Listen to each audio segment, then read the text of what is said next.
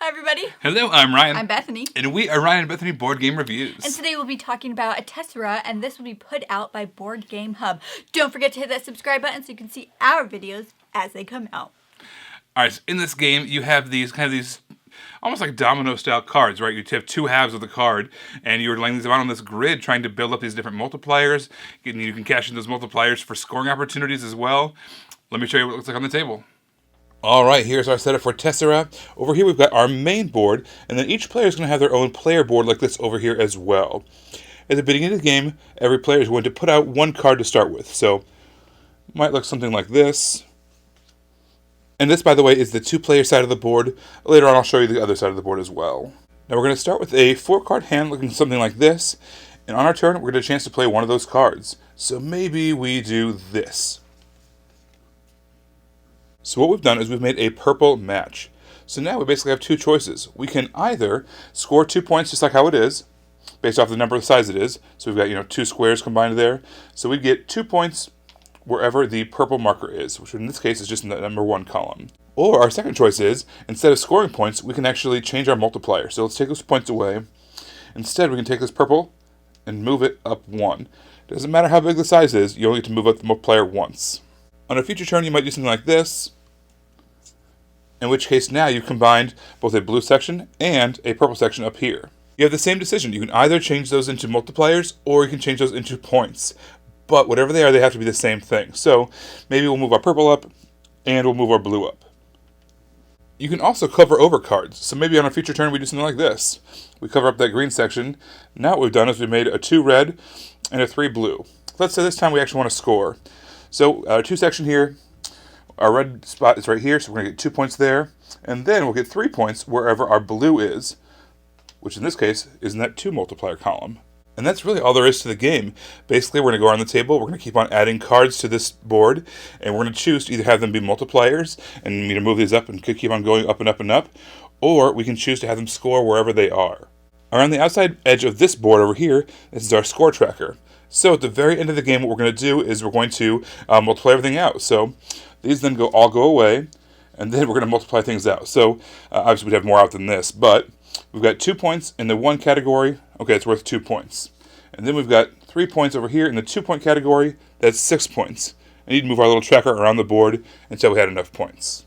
And like I said, obviously at the end of the game, we're going to have a whole lot more tokens out there, a whole lot more points, and they're going to be higher up on the multiplier category. But at the end of it all, whoever has the most points when it's all said and done is going to win the game. And it's not uncommon for the points in this game to be in the hundreds. So maybe like 200, 300, maybe even 400 points if you really are able to get a good combination going. Okay, here is our 3 and 4 player side of the table. It's obviously I've filled all the way to the edges. In addition, I put it kind of diagonal here so that way you can see we've got our little Mount Olympus here, kind of dividing up the board a little bit. So when you're playing cards, these would not connect. Not that they would anyways because of their colors, but these do not connect because of this dividing thing here. We also have an additional color as well. We've got the black, which is the Jupiter, which again kind of fills out the board a little bit better, adds a little bit more intrigue to the game with those higher player counts. But everything else is the same. Basically, you're trying to make those combos, move up those multipliers, and eventually whoever has the most points wins. So first of all, I really like the graphic design choices that they chose with this. It really just invokes those Roman gods, which is the theme of this game. Not that the theme comes through the gameplay at all, but I really liked the graphic design and the art choice in it. I just thought it invoked that and it brought me into the game. And I was curious about the game when I was just looking at this. So I really liked the choices they made there. We really like tile laying games, we always have, and this game feels a lot like a tile laying game, only it's not tiles, it's cards. Yeah. And the reason that's important is because when let's say you are laying tiles over one another, it'd be kind of all wonky and different shapes. Because they're cards, they're as thin as a card. You can stack them on top of each other, overlap one another, and build this crazy kind of ever-shifting mosaic on the board, which I think was a lot of fun. And I hadn't seen that before in a tiling game because it's not really tiles. Yeah, I really, really liked that too. And I liked how you're trying to plan ahead with that by seeing what's out on the board, which was really funny is when we first got it out and Ryan was telling me how we play it, I was like, there's not enough spaces on the board for all of my cards. All these cards, there's like... there's not that many spaces on the board. So I was really confused at first, but just for a couple seconds. Ryan's a great teacher, so I got over that really fast. But it was really fun when you were trying to plan that out and you would see what was developing, where they're placing things, and you know what you have in your hand, beforehand? What can I potentially place in the future to do other things? And I really like trying to just make that work for me. Because when you place something that big on there, if you have like a 4 or 5 section, your opponent could place on that. So it was fun.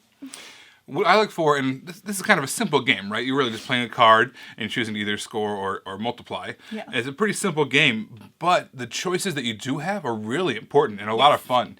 So where you place it, how you can twist and turn the card and try to what you're overlapping, that's a really important choice. And then the really, really important choice is, are you going to use it as a multiplier? Yeah. Bump that up, or are you going to choose it to cash in for some points?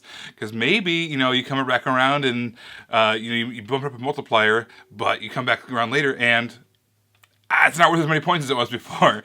Or the other way around, you chose to cash in for the points, and now coming back around to your turn, it's this huge section. I could have really made it. Oh man, it would have been awesome. So I really love that. The choices that you have in this game are tense. They are fun, and I really love those kinds of decisions in a simple game. Yeah, it's kind of like a push your luck on that, and then it does change a little bit in a higher player count. There's like this Mount Olympus you put in the middle of the board, so you can't have these massive, points run up to that. It like breaks the board up into 4 sections. So that's pretty cool. There's supposed to be another color in there as well, yeah, so that kind of also makes it really rounds out the player count and makes it feel very similar, even though it's more players are out there. So overall, I thought this was really fun, and it was unique, and it was a game that when we were done playing, I just wanted to play it again. So I always think that's a good sign when you finish something, winning or not winning, and you want to go back to it. You guys, we had a lot of fun with this. It was unique. It had all those great decisions like I talked about. We had a lot of fun playing Tessera. Be sure to keep an eye out for it coming to Kickstarter soon. Thank you so much for watching. Make sure to find us in all the places. Subscribe to us on YouTube so you can see our videos as they come out. You can find us on Facebook under Ryan and Bethany Board Game Reviews. You can find us on Instagram under Ryan and Bethany. And you can find us on Twitter under Ryan and Bethany 1. Everybody, thanks for watching. We will see you next time. Bye.